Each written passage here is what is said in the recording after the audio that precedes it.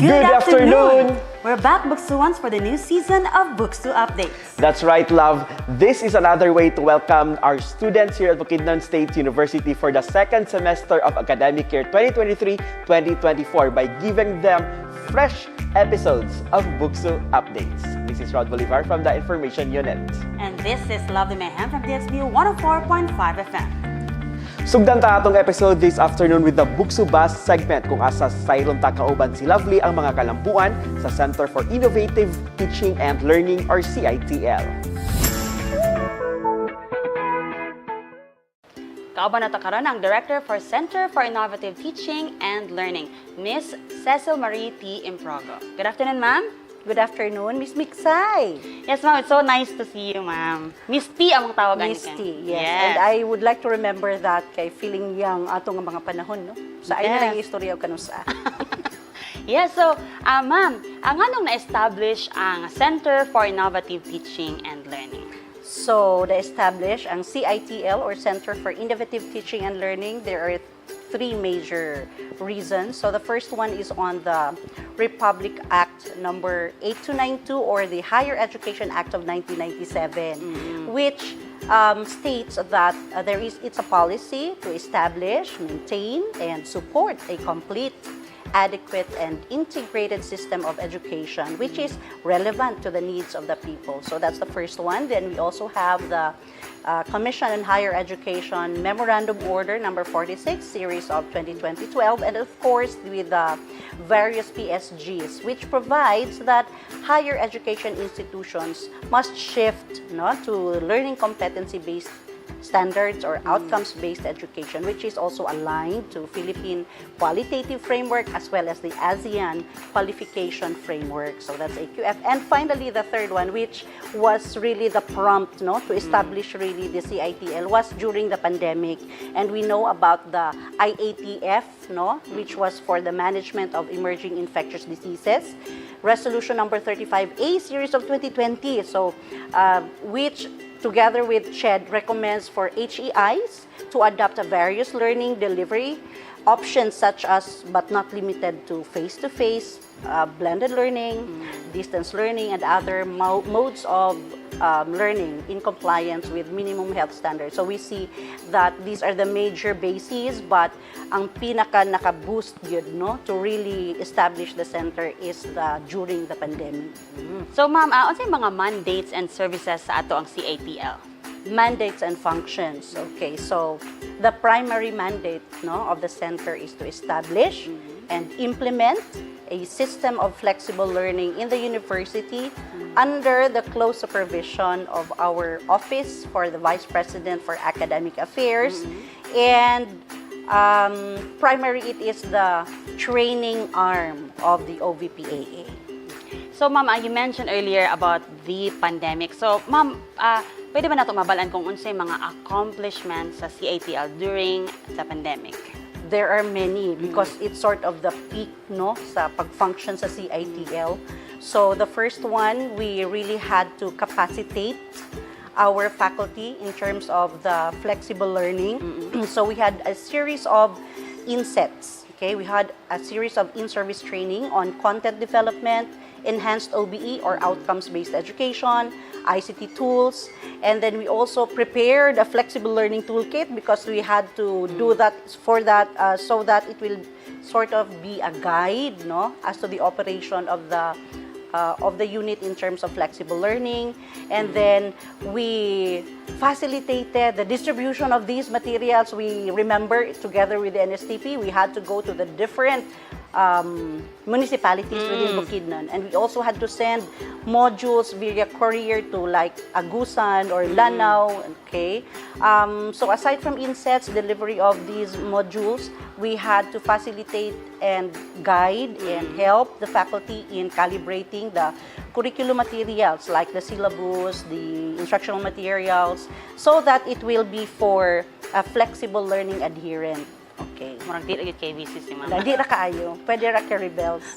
So ma'am, karon nga wala na ta sa pandemic restrictions. Unsa na ang direction sa CITL? The mandate stays the same. Like we have to the mandate, the primary mandate was to establish and implement a system for flexible learning in the university. And so it melds, no, its mandate with the thrust of the university. Now we know of the mandate or the thrust of the university, which is smart education. And so alongside transformative outcome-based education, we also gear towards that, no? So aside from that mandate, we also adhere to the thrust of the university. So we are working on the intensification of its conduct of training to capacitate the teachers for flexible learning, including, of course, smart education and TOBI. You have heard of TOBI. As well as the other relevant topics to flexible learning. So, in fact, last November 2023, we started training the technology integrators for gamification, and that's part of our thrust for in answering the thrust for smart education. So, ma'am, in what way beneficial sa ato mga students and faculty ang innovation sa CITL? Right. So first off, since we are the training arm of the OVPAA, primarily the faculty would benefit in terms of professional development. Okay, and then we have collaborative environment, and then the teachers would also benefit in terms of enhanced student engagement. And of course, with that, students will benefit because they'd have more gusto, no? Yeah. Eager to participate and of course learn. And then adaptation to learning trends, and hopefully in the near future, because it's part of the functions of the CITL, that our teachers and our students will have access to innovative resources. So, ma'am, why do universities such as BukSU need to establish kaning ma'am, innovation teaching programs? Right. First is we need to adapt. Everything needs to adapt, right? So with the changing landscape of the education sector, we also need, the universities also need to adapt to that. Aside from that, it would foster critical thinking among our students, and it would make them ready for the society that they are, and the career, of course, that they're going to have. And so, in that way, when we innovate, universities will remain relevant, no, to the society. It's not simply being there, but relevant because our students that we produce, our graduates that we produce, will be contributor, no, to the society.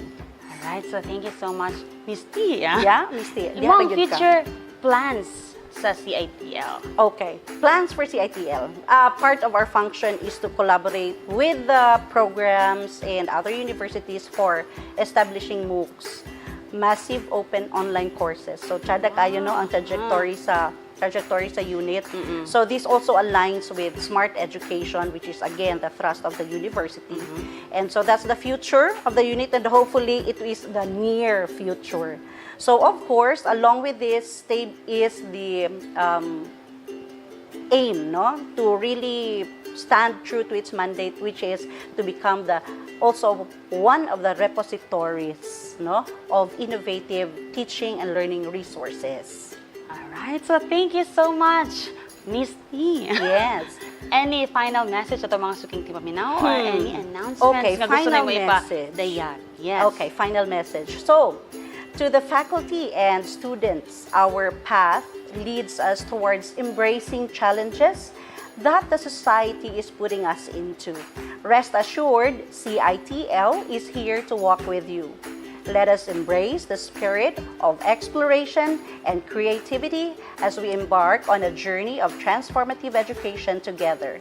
Our commitment to innovation in teaching and learning propels us toward a future where knowledge knows no bounds.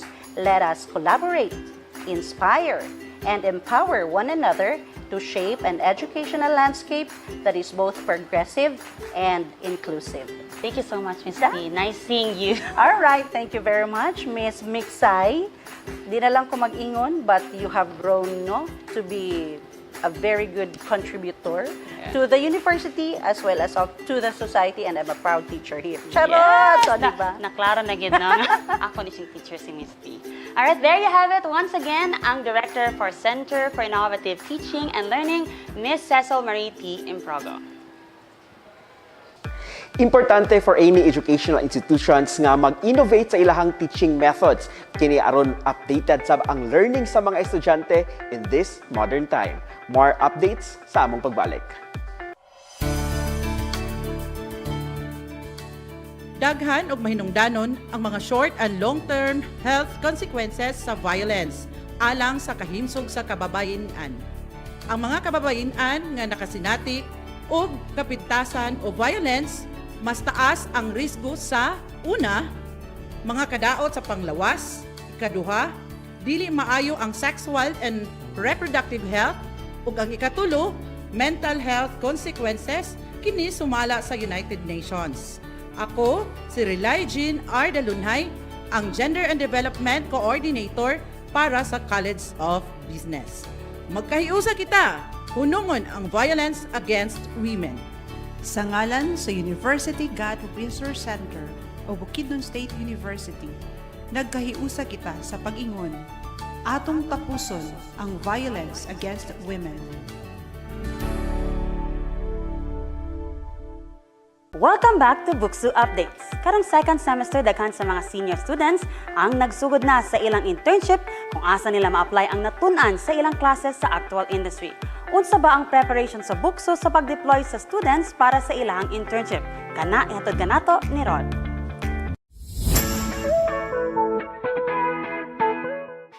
And joining me this afternoon is Dr. Roseanne Tuesday G. Flores, our Program Chair of Student Mobility here at Bukidnon State University. Ma'am Tuesday, good afternoon. Welcome sa BukSU Updates. Good afternoon, Sir Rod, and thank you for having me. Can you tell us more about your office, ma'am?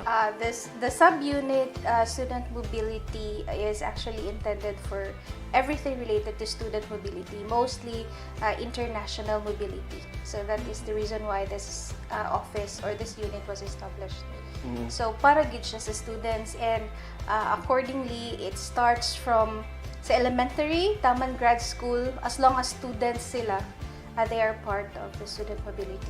And when you talk about mobility, any activities or any engagement sa students nga outside sa university ang scope?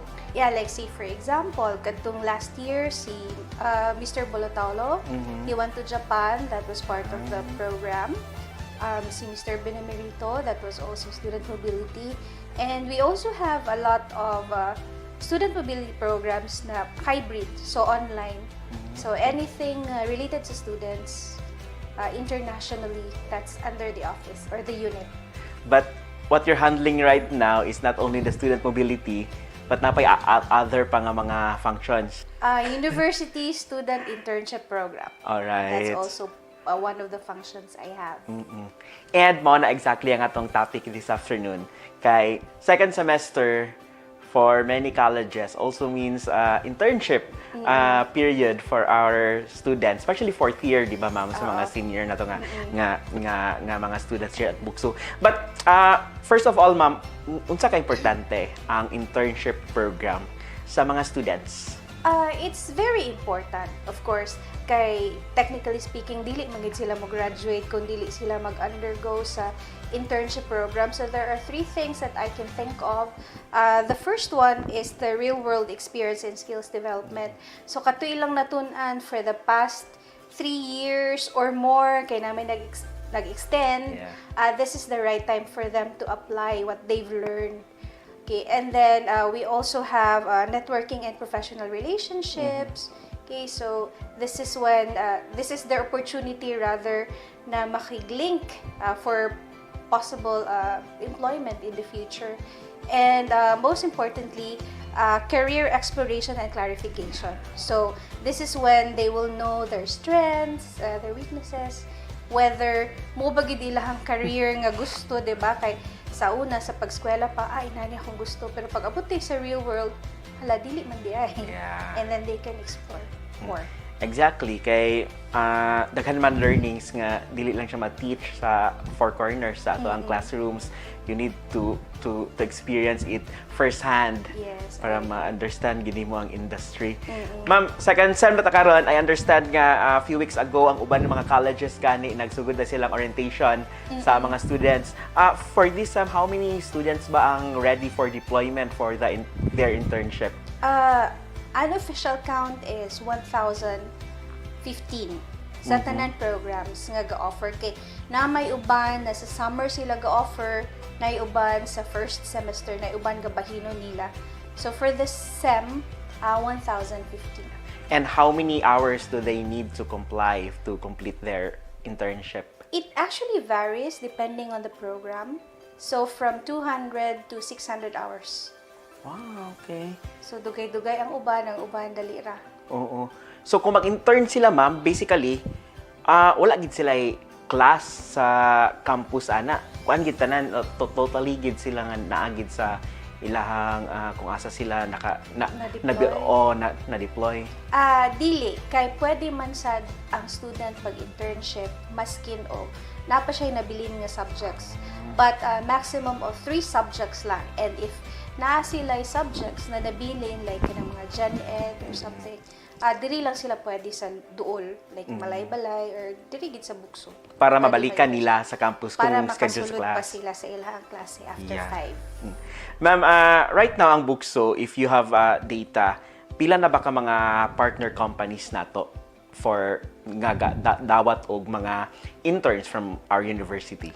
Based sa MOA. Yes, ma'am. For last year, I think ang na-present o na-approve is 155. But I think it's more than that. Murag niabot siya 200 plus. Oo. So dapat imowa gid siya, ma'am, no? Yes, dapat naagi MOA. No MOA, no deployment kaya nga to ang policy. This is to safeguard our students and the university as well. And as far as asa ni nakaabot nga to ang mga partner companies, ma'am, asa ni sila nga mga nakalocate? It varies also. Na ay very local, like Malay-Balay lang, na Bukidnon, Cagayan, Davao, Cebu, and last week we deployed in Manila. Manila. Oh. Sa Net 25, Tuldok, and Holy Week. International na apatay na. Naatay international po, pero hybrid mobility or online mobility siya, mostly sa EMC, Entertainment and Multimedia Computing. Kay dili na bitaw na sila ga-establish kitong office, no? Yeah. So online na lang sila, so kana. Even gani sa real world nga industry, ma'am, no? Uban na home base na ang kasagara. Home base na gid ang uban. Oo. Halos sa gid sa ila sa kana nga field. Yeah. So, Ma'am, you mentioned more than 200 partner companies. Giunsa ni sila pag-identify sa university? The usual, we have to look for katong mga host training establishments who are known for the quality of trainings that they have for the interns. So kana makigmawa ta sa ilaha. We also have the efforts of the faculty and staff. Kaya say nay kaila uy gapangita sila interns, so kana siya. We also have the alums or the alumni katong nakatrabaho dito, di ba? Sila usually man nato ang ikanag uy basin kinahanglan mag interns. So kana sila, that's how we identify, but like I said, we establish the MOA first, and then after that ahead din natin sila i-deploy para ma-check sa atong legal sa OSG and the other offices. And nabatay gina-set bod nga condition ana sa mga partner ato nga agencies? Yes, naka-stipulate gid siya sa MOA. So gun sa ilahang kinahanglan i-deliver, so it's also there. Ma'am, and giunsa po nato ni pag-prepare ang ato ang mga students before we deploy them to different companies. Giunsa sila pag-prepare here sa university? Well, of course, we have the typical, di ba? We prepare them for the first 3 or 4 years to be able to have the right competency and skill set that is required by the industry. But prior to the deployment, we also have certain activities. So the university ensures that our students are physically and mentally healthy to go on through the internship. So ipa-laboratory test sila, ipaagi sila og psychological exams, and then they will submit medical certificates. At the same time, we also have the different, what do you call this? Mga consent, parents' consent. Even siya gani is requiring written consent good from the parents to ensure nga gitugtang gid sila nga mag-internship. And then they also have to attend trainings like personality developments. Akong tanawon ha, kaya basig sayop ko. So, orientations from the different program coordinators. So, personality development, stress management, safety and emergency response. So, appeal gihapon na sa ilang training. Safe Spaces Act and anti-sexual harassment na gihapon siya. And then office etiquette and personal grooming. So, ang uban sa, they would require their students to have refresher courses on communication and productivity tools. Ma'am, sa kadaghan mga student interns nato, unsay system sa university, particularly sa BukSU, pag-monitor sa atong mga students if tuwa na sila dito sa mga companies? We have their weekly narrative reports. That's one to know whether they really are working on the right competencies na dapat ilang ma-deliver. Diba? Kaya that's very important. And then from there, we can also check. I base it on the experience that I had being the internship faculty at some point. We could also see their time records there. Kung babala nato kung na-late ba sila or kana. And then another one would be, we really go on site. Visit, mga surprise visits. We talk to their immediate bosses or immediate supervisors. Kana siya. Those are the mechanisms that we do. And sila po mismo, ginamonitor ninyo kung kumusta sila sa workplace. Yes, every now and then. Ang living condition nila, inana. Ma'am, second sem, intern season, magid siya, daghan po mga from other universities would also send their students for internship. But when you say BukSU students nga nag-intern sila, ma'am, unsay na ba mo ikaka-receive nga feedback from our partner companies? Yeah, definitely. Most of them is positive man pod. Some better than others, that's normal. Pero I think one of the best feedback the institution could have is that before pa usahay ga-end ang contract sa ato ang interns, naana sila, nagpirma na sila og kontrata. For employment? For employment. Wow. So, I think that is one of the best feedback the university can have kay, di ba, usahay kay, maayo man siya, buutan man, pero dito rataman. Pero at least ka na, nagpirma gid og kontrata and they're going to start na dayon. Even, they're just waiting for graduation bitaw to start. Even ang uban gani kay nag-start na prior to graduation. So, I think that's the best feedback that we can have from the HTs. Yeah, and encourage po na nato, ma'am, nga maningkamot po na itong mga interns nga eventually ma-absorb sila sa company. Definitely. Ma'am, unsa ba ang mga expected output sa mga students nato sa after nila mahuman ng ilahang 400 or 600 hours ka internships? Well, it usually varies po depending on the program. But, you know, the typical would be completion of the assigned task. Mo magina siya normally. Collaboration and teamwork. Professionalism and work ethics. And that includes, you know, being punctual, dressing appropriately inside the office. Kana siya. And then, learning and growth. Of course, they would expect our interns to learn and grow. So, on top of the different tasks that they are assigned. So, kada siya. And lastly, ma'am, to wrap this interview, since pretty soon we will be sending our students na to our partner institutions, partner companies, unsay mong message sa ato ang mga students karon nga mag-intern for this semester? To all our smart BukSU student interns, congratulations for making it to the internship. And then I hope that you will really make use of this excellent opportunity to learn from the host training establishments. And I always say this even sa student mobility na you are not representing yourself actually. I mean, you are representing yourself per se, but you are not just representing yourself. You are actually representing BukSU in general and your future career. So you have to make sure to, magtarong, diba? Oo.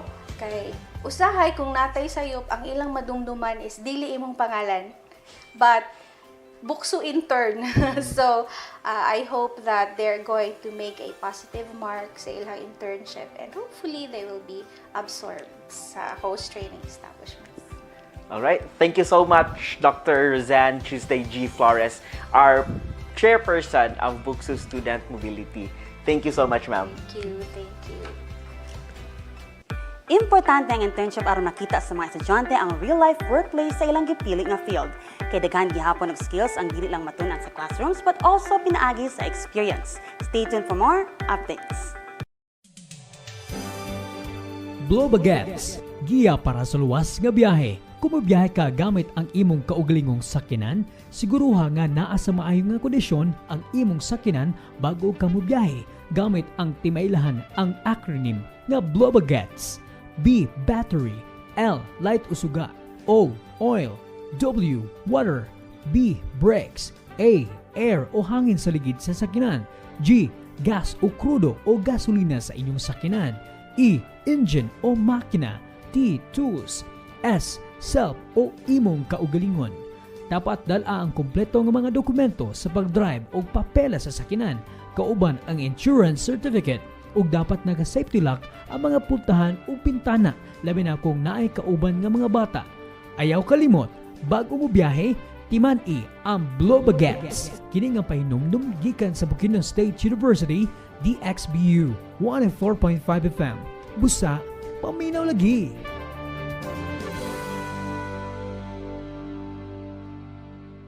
To ensure school life balance sa mga estudyante, daghan na usab mga giandam nga activities sa Supreme Student Council for this semester.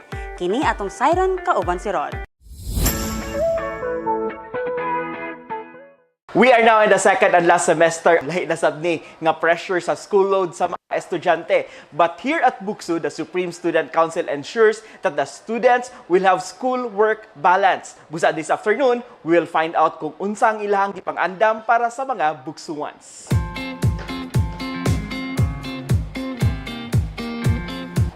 Joining me this afternoon is the President of the Supreme Student Council of Bukidnon State University, Mr. Vicente Vic Kimbo Jr. Vic, kumusta?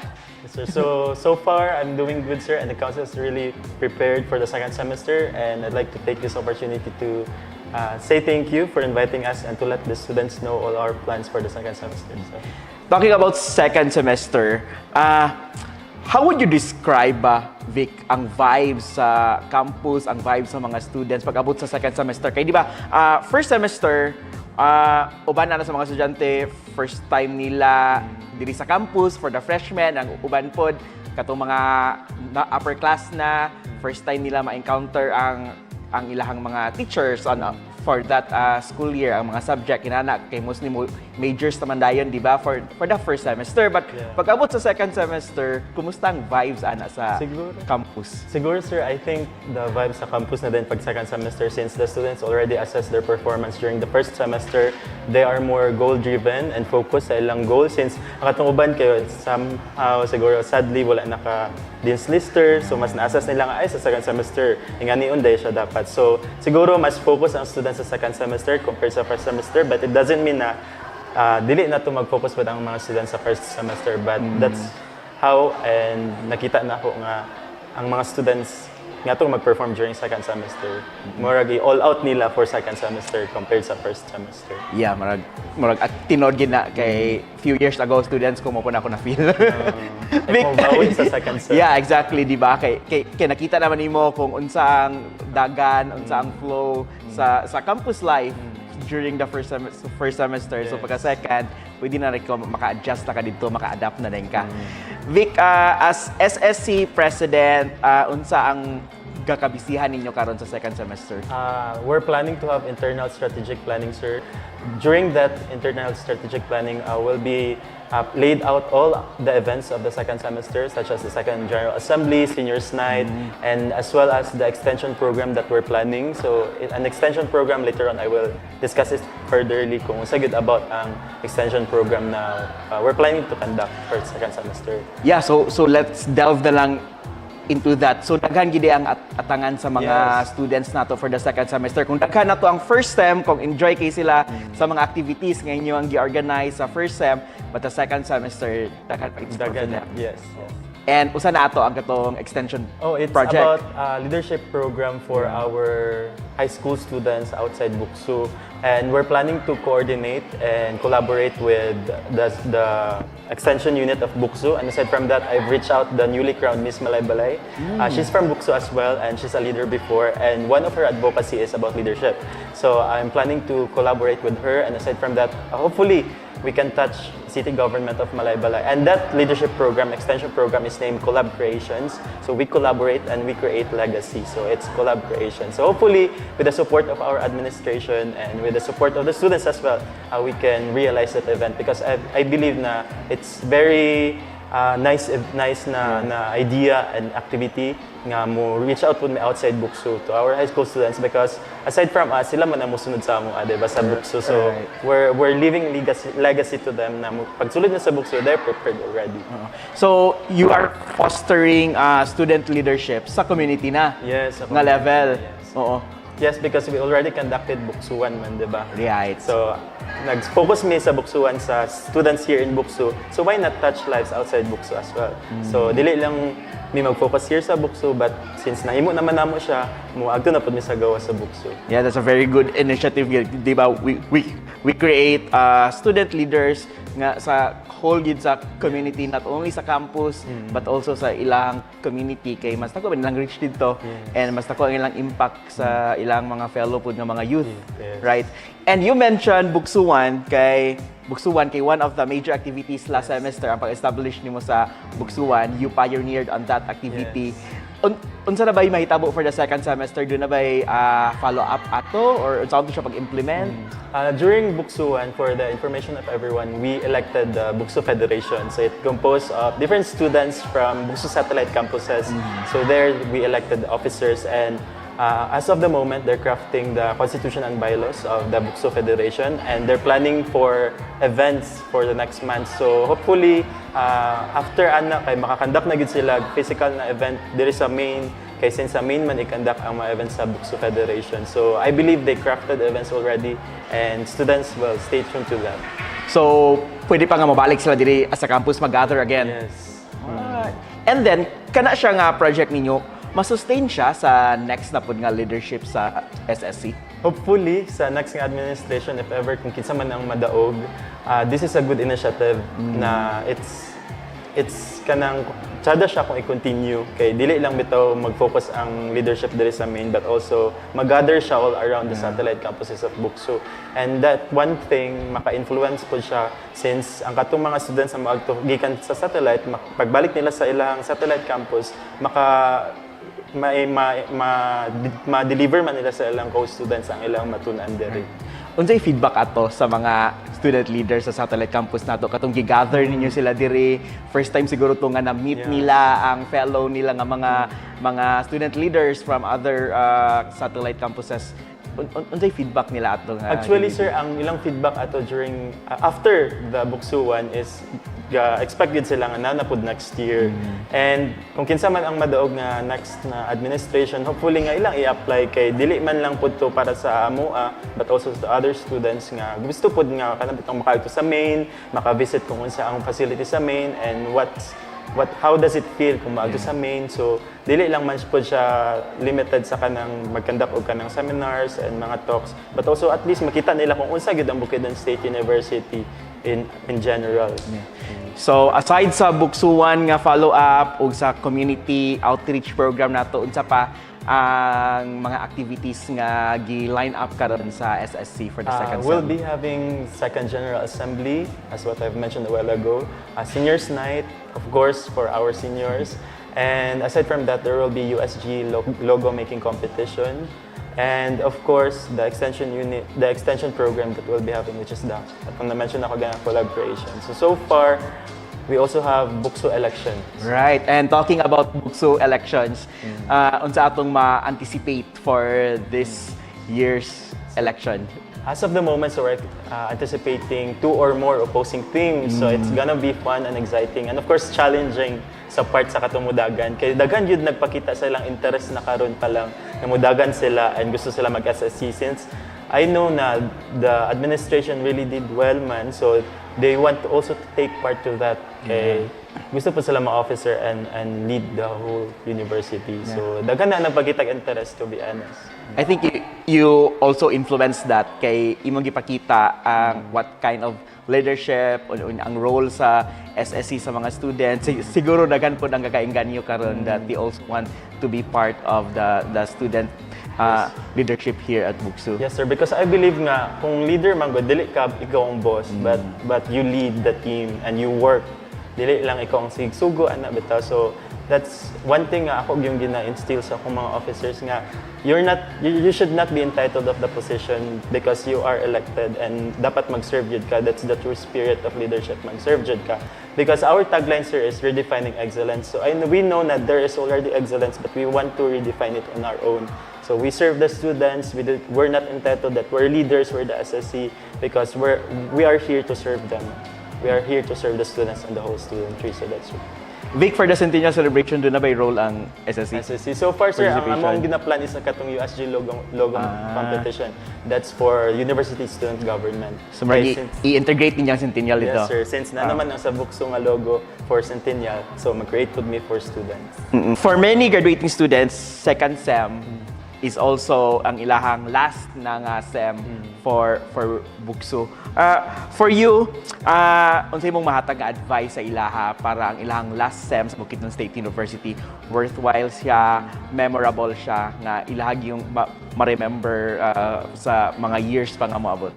Since they're here nga 3 years or more sa BukSU, so one thing akong i-advise sa ila kay leave the best sa college good since last year naman nila. So just enjoy and engage. And some of them are deployed naman or deploy na last semester pa. So expect na after this is real life na. So just do your best and just have fun. Kay mo may importante. Mag-enjoy lang ka sa everything na you're doing and you're still just a student and hapit na ka sa finish line. So gamay na lang jud. Being the president of SSC, how important ang school life balance? Mas importante dyan siya, sir, kay if ever nga ka nang dili bitaw ni mo mabalance, if you're just too focused sa imong ACADS and wala kay extracurricular, boring imong life. Ano bitaw, wala kay something nga i-look back after. Kay permentira ka focus sa imong ACADS, ana. So, dapat kay mo take part ka sa kanang mga events sa schools, mo support ka, and mo join ka sa mga acquaintance party, for example, or sa kanang mga intramurals, ana. Kay para at least na kay memories nga, ay, ni-appeal ko aning intramurals, ay, ni-appeal ko aning acquaintance party. Ano, ito, dapat kay balance lang po siya. You perform well sa mga ACADS, you also do your part and perform well po sa imong non-ACADS na life or katong socio or extracurricular. Right. So, Vic, your final message sa mga students nato diri sa BukSU. I'm sure this will not be the last interview sa atoa.